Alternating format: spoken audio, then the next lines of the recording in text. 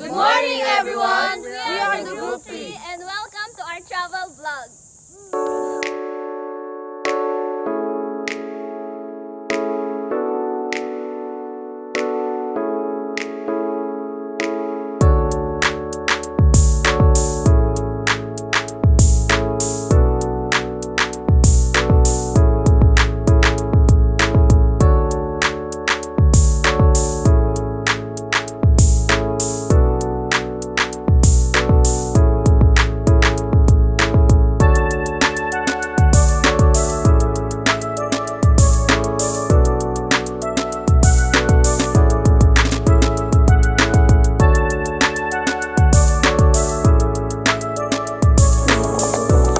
Hello everyone and welcome to Kapas Shrine!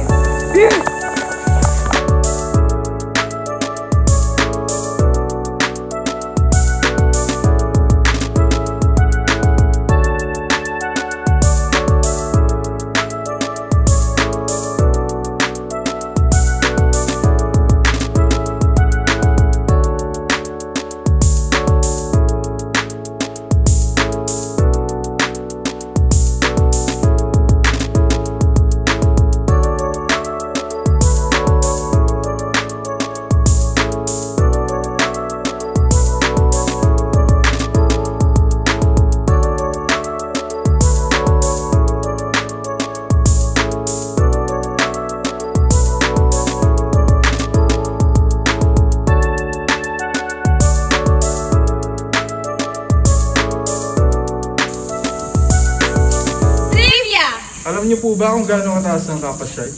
Ang taas po nito ay 73 meters, 240 feet.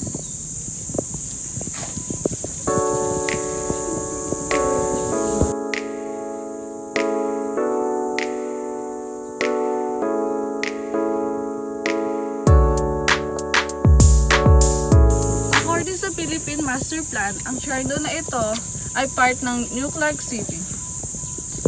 Alam nyo ba na ang shrine na ito ay may tatlong sulok kung saan namatay at nakaukit ang 6,000 sundalo na namatay sa gera noong panahong World War II.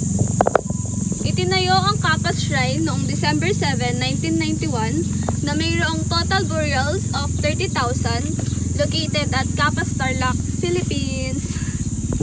So ang Kapas National Shrine daw po ay in-establish siya as a Camp O'Donnell in 1940.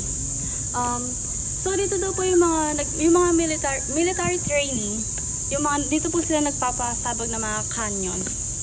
And na-establish siya na mobilization siya.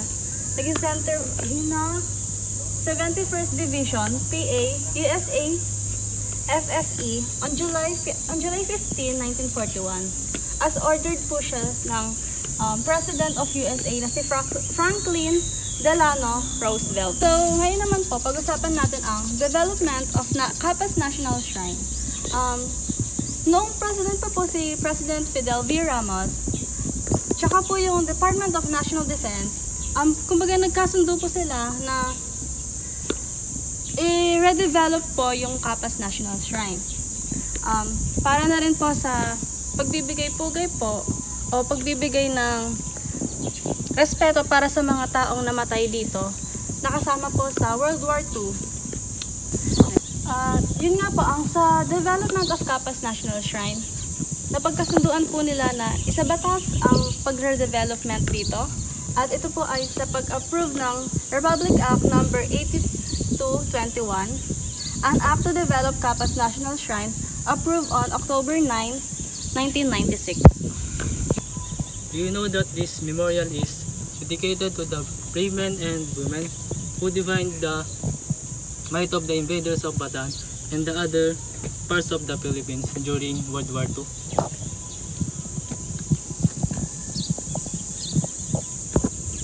The Kapas National Shrine, pambansang dambana ng Kapas in Barangay Arangguan, Kapas Tarlac, Philippines, was built by the Philippines government as a memorial to Allied soldiers who died at Camp O'Donnell at the end of the Bataan Death March during the Second World War.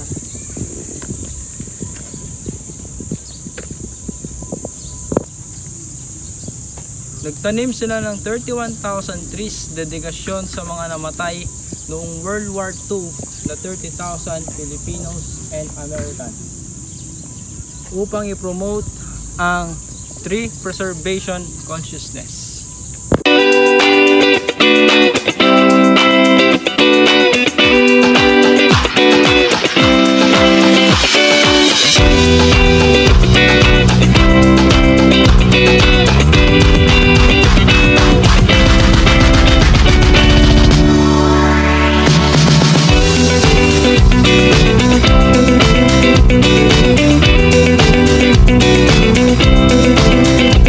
Hi guys, we're back again and we are here at the Apple Church. Let's go.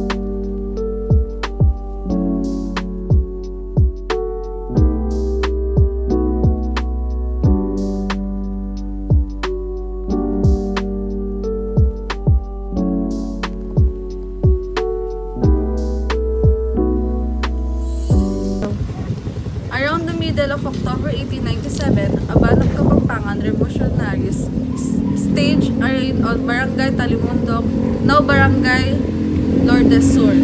They were from the barrio of Tibo, Mabalacan, all on horseback and led by a captain. They entered the Angeles boundary through an area at the foothills of the Zambales Mountain, known as Pati by Aitas in the sitio of Manga.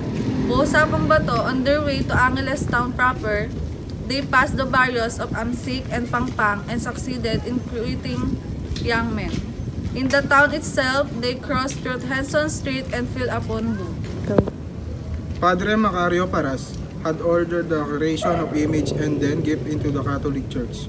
It was the first installed in the little sanctuary built by Padre Paras on his own premise, which may have also been located somewhere within Barrio Lourdes Sur, within the vast Paras and Deret states, where it became an object of veneration among the precious inhabitants of the place, an entity in the Book of Records of the Roman Catholic Church of Angeles, shows that the image it carriage and other appendage appear to have been given as a gift to the church and Padre Paras. By Padre Paras. There is also similar entry found in church record under date of February 20, 1865, where it appears that the Apu image with its adornment and carriage was a gift for Padre Paras and was there in his care. Another document shows that image together with his carriage was transferred to the church in 1872. About 1896 or 1897, during the Philippines Revolution, The image and the carriage were moved and transported to other municipalities of safekeeping. Henson, who writes that during the tumultuous years of revolution, the image was kept in Barrio Sapang Bato. It was brought back to the church sometimes in 1904, where it remained to this day. The image is taken out on 2 occasions during procession on the Good Friday and during the fiesta held in October. The platoon who rushed to Kapaya in search of the rebel band found the barrio desert, the inhabitants having fled for fear of Spanish reprisal. However, in an outlying field, they found a lone farmer tending his barrican, a small field of his special grass called barley that was sold and fed to Caleta of carriage horses. The farmer was Roman Payumo A. Hamburg, the cartero, a gatherer and provider of animals with like grass for horses, also illiterate and ignorant family, but he was very industrious and good provider. He was a deeply religious man with intense faith in God and a very devout Catholic. When the first ever Quinario devotion, prior to the fall fiesta of Apo Church, was instituted on October 23, 1897, he quickly volunteered as a regular cargador or bearer of Apo Church during processions, where he was popularly known by his nickname Duman.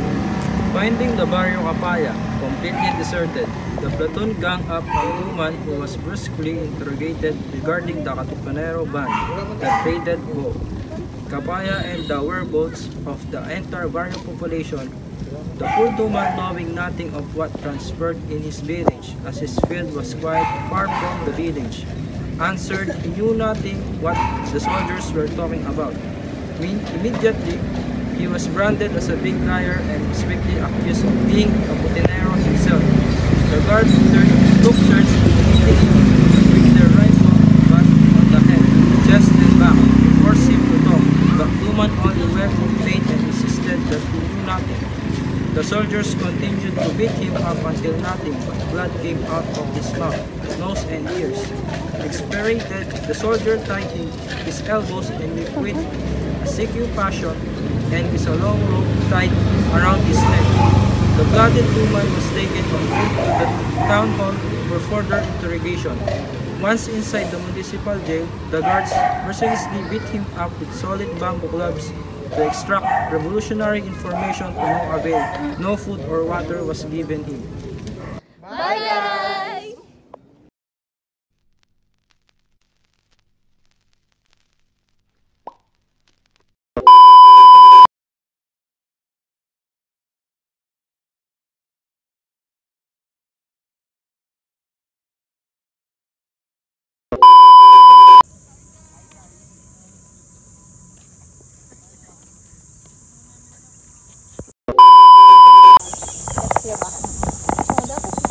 Hi!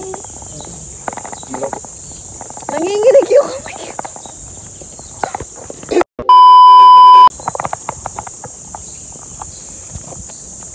Ay, sana pinakatutok may pag-iyan. Oo.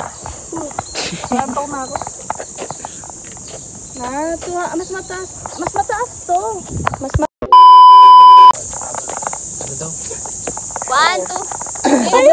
Huwag mo muna i-play ko pa rin. Hindi, para pag meron. 1, 2. We are the group 3. Hindi man, tatalon daw siya na. Go na. 1, 2, 3, go. Good morning. Wait lang, bilang kasi. Ayan na, yung intro eh. Oh, 1, 2, 3, go. Good morning, everyone.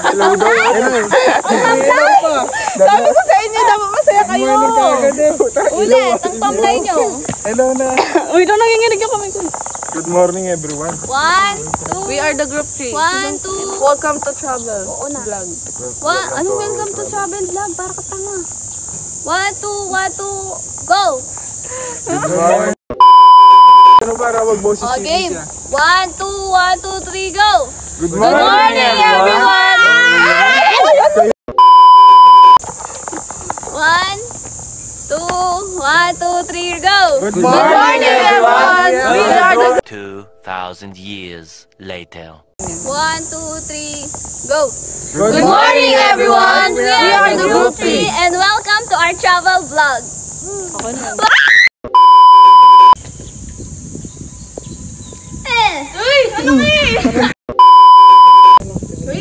Hoy, bunga nga na sungal-ngalig ko kayo nito.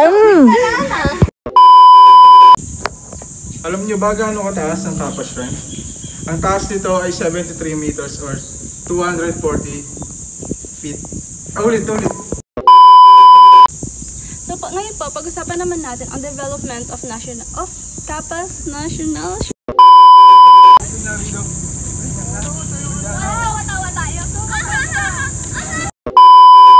Oh, 1, 2, 3, go.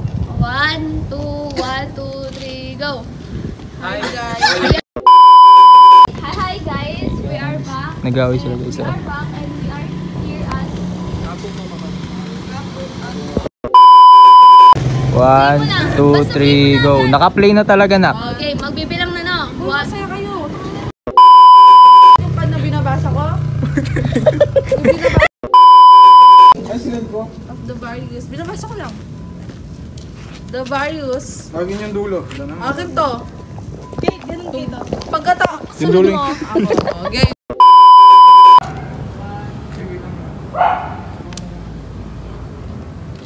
Padre,